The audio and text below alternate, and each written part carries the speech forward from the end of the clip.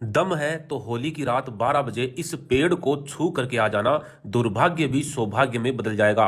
माता लक्ष्मी दौड़ी चली आएगी आपके घर में। दुनिया का कोई भी व्यक्ति आपको धनवान बनने से नहीं रोक पाएगा।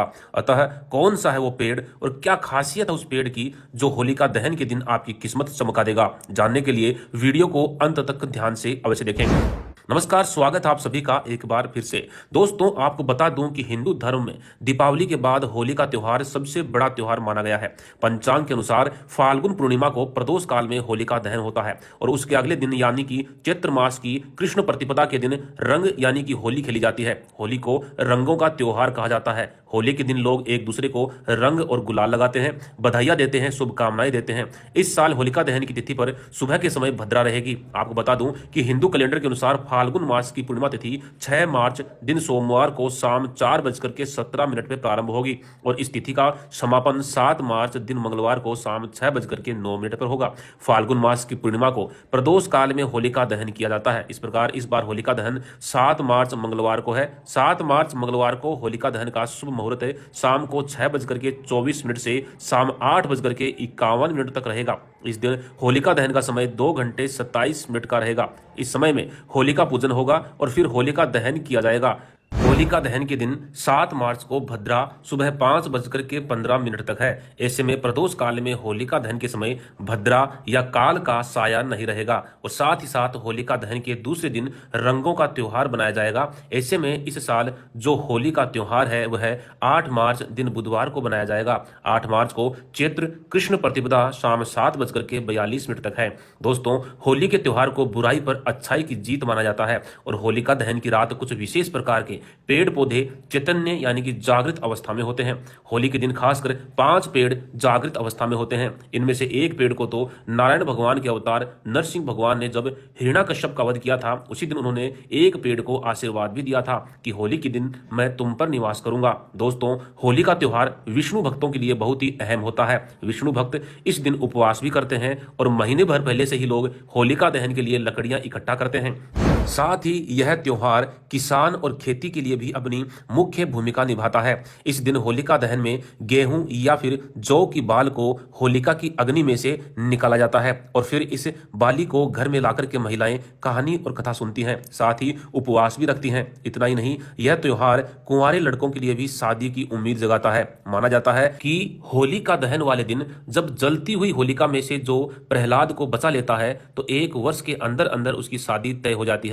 यानी अगली होली के पर्व से पहले पहले उस लड़के की शादी हो जाती है। जिसकी शादी नहीं हो रही हो और उम्र निकलती जा रही हो तो वह ये कार्य इस होली पर जरूर करे, लेकिन इसमें सावधानी की भी बहुत जरूरत होती है। साथ ही नव विवाहित स्त्रियां सुखी वैवाहिक जीवन और प्रहलाद जैसे पुत्र की उम्मीद से होलिका दहन से पूर्व होलिका की परिक्रमा कच्चे सूत के धागे को होलिका के चारों ओर घुमाते हुए 3, 5 या 7 बार लपेटते हुए परिक्रमा करती हैं। जहां उनका अंतिम चक्कर पूरा होता है वहां वे 1 लोटा जल अर्पित करती हैं। होलिका की जो परिक्रमा की जाती है वो बाएं से दाएं यानी कि क्लॉकवाइज की जाती है। होलिका दहन के समय पुरुष भी 3 परिक्रमा लगाते हैं और इतना ही नहीं, गांव के लोग जब होलिका दहन हो रहा होता है तो यह भी देखते हैं कि होलिका दहन का धुआं किस दिशा में जा रहा है। माना जाता है कि धुआं जिस दिशा की तरफ जाएगा उस दिशा में इस बार गर्मी की फसल बहुत ही अच्छी होने वाली है और होलिका दहन से घर की तरफ लौटते समय अपने साथ होलिका की कुछ राख घर में लाना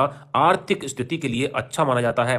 होलिका दहन से लाई गई राख को लाल रंग के कपड़े में बांधकर या तो घर के मुख्य दरवाजे पर लटका देते हैं या अपनी छत पर रख देते हैं। होलिका दहन के दूसरे दिन यानी कि रंग वाले दिन सुबह जल्दी जहां होलिका दहन किया गया था वहां पर महिलाएं जाती हैं और वहां की राख में पानी डालकर कुछ अनाज के दाने डालती हैं। अनाज वही होगा जो गर्मियों में बोया जाता है, जैसे बाजरा, मूंग, मोठ, गुआर आदि। अब अनाज डालकर के उस राख का एक लड्डू बनाया जाता है। अब उस राख के लड्डू को घर के परिंदे में यानी कि घर में जहां पीने का पानी रखा जाता है वहां पर रख दिया जाता है। माना जाता है कि यह लड्डू 2 काम करता है। नंबर 1 तो यह है कि पूरे वर्ष घर में अन्न और धन की कमी जो है यह लड्डू नहीं होने देता और दूसरा, इस लड्डू में से कौन सा अन्न अच्छे से उग करके बाहर आता है। जो अन्न इस लड्डू में से उग करके अच्छे से बाहर आएगा, वही अन्न गर्मियों में बारिश के बाद किसान अपने खेतों में बोएगा। इस प्रकार की गई फसल से किसान को कभी भी नुकसान नहीं होता। अतः किसान और फसल के लिए होली का जो त्योहार है वह बहुत ही अहम होता है। लेकिन होली बच्चों के लिए भी कम खुशियां नहीं लाती। इस दिन बच्चे जो है वो अच्छी अच्छी मिठाइयां खाते हैं और रंगों के साथ खूब मस्ती भी करते हैं। होलिका दहन के दूसरे दिन अनेक रंग हमारी आंखों के सामने फैलने लगते हैं। हम खुद को भी विभिन्न रंगों में पोता हुआ महसूस करते हैं। लेकिन इस रंगीली होली को तो असल में धुलंडी कहा जाता है। होली तो असल में होलिका दहन का उत्सव है, जिसे बुराई पर अच्छाई की जीत के रूप में बनाया जाता है। होलिका दहन के दिन बुराई का अंत हुआ था, यानी भक्त प्रहलाद की रक्षा और होलिका नामक बुराई का अंत इस दिन हुआ था। साथ ही विष्णु भगवान के अवतार नरसिंह ने हिरण्याकश्यप नामक असुर का वध भी किया था और अपने भक्त प्रहलाद के प्राण बचाए थे। इस खुशी में ग्रामवासियों ने होलिका दहन के दूसरे दिन रंग बिरंगे रंगों के साथ अपनी खुशी का इजहार किया था और आज भी होलिका दहन के दूसरे दिन रंग बिरंगे और सुंदर रंगों का उपयोग किया जाता है। और दोस्तों, मैं आपको शुरू में भी बता चुका हूं कि इस दिन कुछ पेड़ पौधे चैतन्य यानी कि जागृत अवस्था में आ जाते हैं। होली के दिन खासकर ये 5 पेड़ मध्य रात्रि 12 बजे के आसपास पूर्ण जागृत अवस्था में होते हैं।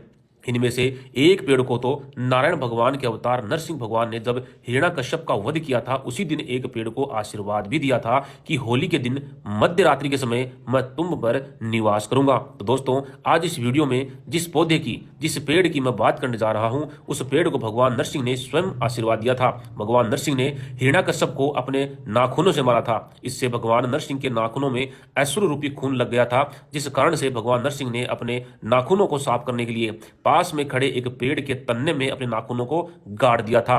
इससे नरसिंह के नाखून तो साफ हो गए, लेकिन जो वृक्ष है वो दर्द और भीषण पीड़ा के कारण जोर जोर से रोने लगा और रोते हुए उस वृक्ष ने भगवान से प्रार्थना की, प्रभु, मेरी क्या गलती थी? आपने अपने नाखून तो साफ कर लिए, लेकिन यह असुर रूपी जो रक्त है यह मेरे अंदर छोड़ दिया। इससे मैं अशुद्ध हो गया और जो पीड़ा मुझे हो रही है वो भी असहनीय है। अतः हे प्रभु, आप मुझे इस पीड़ा से और इस असुर रूपी पापी रक्त से मुझे मुक्त कीजिए। इस प्रकार से उस वृक्ष के द्वारा भगवान नरसिंह से प्रार्थना करने पर भगवान नरसिंह ने उस वृक्ष को आशीर्वाद दिया कि हे वृक्ष, मैं तुम्हें आशीर्वाद देता हूं कि हर वर्ष मध्य रात्रि में जो होलिका दहन की रात्रि के नाम से जानी जाएगी, साथ ही उस दिन पूर्णिमा भी होगी, उस रात्रि में मैं तुम पर निवास करूंगा।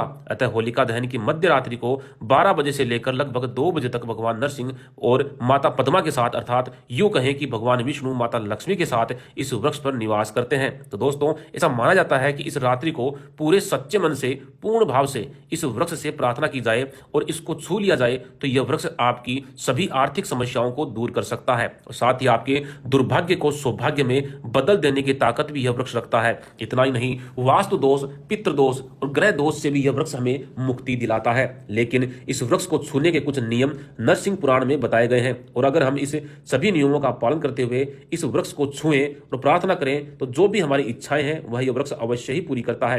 लेकिन दोस्तों, इस वृक्ष को छूने और प्रार्थना करने से पहले आपको अपने घर से एक नारियल और कलावा लेकर के इस वृक्ष के पास जाना है। फिर कलावे को इस वृक्ष पर एक साइड से हल्का सा जो है बांध दीजिए और नारियल को हाथ में ले लीजिए। कलावा जो है वो वृक्ष पे लपेटते हुए घड़ी की दिशा में इस वृक्ष की 101 परिक्रमा लगानी है आपको। जैसे ही आपकी 101 परिक्रमा पूर्ण होती है तो कलावा भी 101 बार अपनी परिक्रमा पूर्ण कर चुका होगा। इसके बाद बचा हुआ कलावा नारियल पर लपेटकर उस नारियल को पेड़ की जड़ के जो है नजदीक में रख दीजिए और हाथ जोड़ करके इस वृक्ष से प्रार्थना कीजिए कि हे वृक्ष देवता, हमारे जीवन में चल रही तमाम समस्याओं से हमें निजात दिलाइए। वास्तु दोष, ग्रह दोष, पितृ दोष, ग्रह क्लेश और यहां तक कि गरीबी और निर्धनता से भी हमें मुक्ति दिलाइए, क्योंकि आज के दिन आपके ऊपर भगवान विष्णु के अवतार नरसिंह का और माता लक्ष्मी के अवतार माता पद्मा का वास है। अतः मैं आपसे पुनः निवेदन करता हूं और आपके ऊपर जो दिव्य शक्तियां आज विराजमान है उनसे भी मैं प्रार्थना करता हूं कि मुझे मेरे जीवन में चल रही सभी समस्याओं से जल्द मुक्ति दिलाइए। इस प्रकार से आपको निवेदन करना है, प्रार्थना करनी है। उसके बाद में इस वृक्ष के एक फल को तोड़ लेना है और उस फल को घर पर ला करके एक लाल कपड़े में बांध लेना है। लेकिन यह ध्यान रहे कि जब आप इस वृक्ष के फल को तोड़ करके घर की तरफ आ रहे हैं तो उस समय आपको पीछे मुड़ करके बिल्कुल भी नहीं देखना है। अगर आपको कोई पीछे से आपका नाम लेकर के आपको पुकारे तो भी आपको पीछे मुड़ करके बिल्कुल भी नहीं देखना है और ना ही रास्ते में किसी से बात करनी है। और घर पर आकर उस फल को किसी लाल कपड़े में अच्छे से बांध करके उस लाल कपड़े को अपने घर के मुख्य द्वार के ऊपर आपको लटका लेना है। ऐसा करने से आपको, आपके घर को और आपके घर के सदस्यों को इष्ट देव का आशीर्वाद प्राप्त होता है। साथ ही वास्तु देवता कुल देवी देवता और पितृदेव भी आपसे अत्यंत प्रसन्न होंगे और आपको आशीर्वाद देंगे। आपके घर में मौजूद तमाम नकारात्मक ऊर्जाएं और गरीबी का नाश हो जाएगा। आपके पास चारों दिशाओं से धन आएगा। जीवन में आपको धनागमन के अनेक अवसर मिलेंगे। देखते ही देखते आपका दुर्भाग्य भी सौभाग्य में बदल जाएगा। और दोस्तों, जिस वृक्ष से आपको प्रार्थना करनी है, जिस वृक्ष को छूना है, जिस वृक्ष का फल आपको घर पर लेकर आना है, वह वृक्ष है गुल्लर का वृक्ष। जी हाँ दोस्तों, गुल्लर का वृक्ष एक ऐसा वृक्ष है जिसको भगवान नारायण के अवतार नरसिंह का आशीर्वाद प्राप्त है। दोस्तों, ऐसा माना जाता है कि होलिका दहन की रात 12 बजे के आसपास गुल्लर के वृक्ष को बताए गए नियम के अनुसार स्पर्श करके यानी छू करके आया जाए, निवेदन किया जाए, तो आपके अंदर जो भी नकारात्मक ऊर्जा है वह तुरंत नष्ट हो जाती है। दुर्भाग्य की रेखाएं भी सौभाग्य की रेखाओं में बदल जाती हैं। साथ ही इसके बाद जीवन में व्यक्ति को धनागमन के अनेक अवसर मिलने शुरू हो जाते हैं। साथ ही व्यक्ति अच्छा धन कमाता भी है। जिस भी क्षेत्र में काम करेगा वहीं से उसको मुनाफा होगा। साथ ही जो इसका फल आप लाल कपड़े में मुख्य द्वार पर बांधेंगे, उससे आपको जीवन में चल रही कुंडली दोष, पितृ दोष, वास्तु दोष और लग्न दोष आदि से मुक्ति मिलेगी। साथ ही घर में स्थित नकारात्मक ऊर्जा का भी नाश होगा। तो दोस्तों, मैं आशा करता हूं कि इस जानकारी को आपने ध्यान से सुना होगा और इसका लाभ भी आप अवश्य उठाएंगे। अतः अब अंत में आप सभी को होली की हार्दिक शुभकामनाएं। भगवान नरसिंह जी आपकी हर प्रकार की समस्याएं दूर करें। ये होली आपके जीवन में एक बड़ा सकारात्मक बदलाव लेकर के आए। धन्यवाद।